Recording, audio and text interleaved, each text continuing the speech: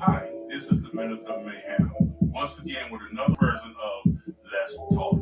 This is a special version of Let's Talk. This version is basically a testimony and a praise report all in one. Most of you know that my father passed away about 2 weeks ago. But what you don't know is that at that homegoing service, we decided to not have a funeral, but just a love uh, reunion. All my sisters was there, my brothers was there, cousins, aunts, uncles, everybody was there during this time. But what happened was before then, my brother was doing the best he could, and I did not understand why it was a slow process. And as I was getting a little upset with him, God had my brother, my youngest brother, to tell me something about this slow process. And the slow process was he done all he could do. He done all he could do, and I did not understand what all he could do meant. What it meant was he was equipped for just the level that he was on, not the level that came behind what was going on. So I had to had some words with my brother, my oldest brother, and I said, okay, I'm gonna say this to him, and I'm gonna let it go. But as I just stated a few minutes ago, my younger brother let me know. He said to me, and I quote, he said, "Don't let the blood be on your hands instead of his hands." Well, what that means, if I had let flesh taken over, then we would have had a problem because then there was nobody to uh, go back to it but me. But as I was stated before, what happened was I got to talk to my brother, and after he said what he said, I talked to my oldest brother, and I said, "Look, it is what it is." But God had me to tell him that it's all over. It's over. And what I had to do was I had to ask God to show me how to love my biological brother. I had to ask God to not tell me how to love him, but show me how to love him. And all on the way down to his home going, I had to ask God, what do I do? How do I deal with this? What's going on here? Why am I feeling like this?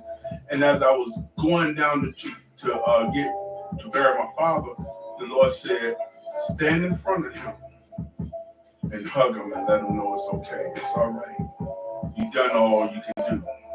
See, people, what happens? Well, we want God to forgive us. We want God to give us the things that we ask for. But what we don't want to do is forgive others when they make a mistake. And I had to ask God to forgive me. I had to ask other people to forgive me, my brother, because the thing of it is, I thought he was capable of better. But then I did not know that he was equipped only for that moment, only for that purpose, only to see that his assignment was done, and it was time for me to come over and do my assignment. So I'm just literally telling y'all, cut all the noise out, cut all the fighting out, cut all the talking behind your back, the stabbing in the back, the I don't want to be bothered with him, I don't want to be bothered with her. You come to find out when this your time or when it's one of your loved ones, all of that goes out of the window. There's no bitter sweet. Is the hate disappears. You'd be surprised how love would come in the midst of a trial and the tribulation, how somebody will always manage to speak the words, I love you.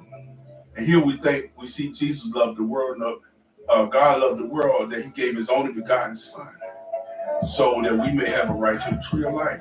Come on, people. It's time to stop the foolishness. It's time to stop the hatred. Time is winding up. Nobody is guaranteed today or tomorrow. So learn from my story that I told you. Because a lot of people are dying out here. Some of them are dying on purpose. Some of them are dying because it's their time. Some of them just dying because they're just tired. But who are we to tell them that I don't love you? If you can't stand them, you don't hate them, or you hate them or stuff like that, let them know, hey, I don't care too much about what you say about me, but you know what? I can turn that around. I love you, despite of my faults, despite of how I see you. I still have to love you, as the Bible As the Bible said, as God loved the church, we got to love the same way, y'all.